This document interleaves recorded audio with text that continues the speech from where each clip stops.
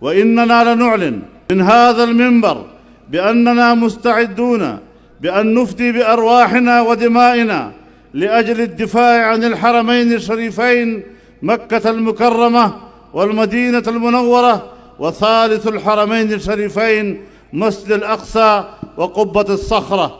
فدماؤنا رخيصة وذرارينا رخيصة دون الدفاع عن مقدساتنا، ونحن نؤمن بهذه القضية وبهذه الثوابت.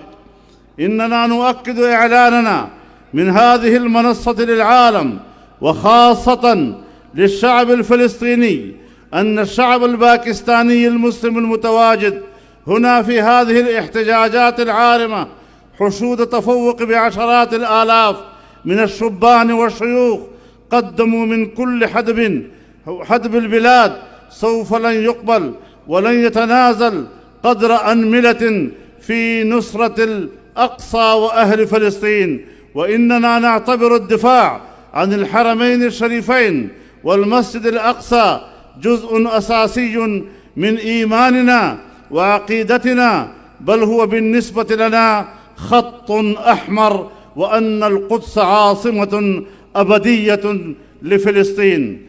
وإننا كشعب باكستاني نؤكد للعالم وقوفنا إلى جوار الشعب الفلسطيني، وسنتصدى بروحنا ودمنا أمام أي تفكير أو محاولة فاشلة من قبل أعداء الإسلام في التدنيس والعبث بمقدساتنا أو أن يسيء إليها.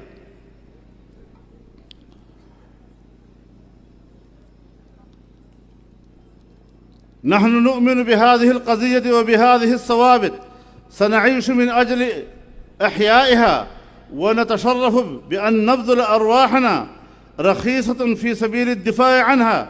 والله أسأل أن يثبتنا على القول الثابت في الدنيا والآخرة.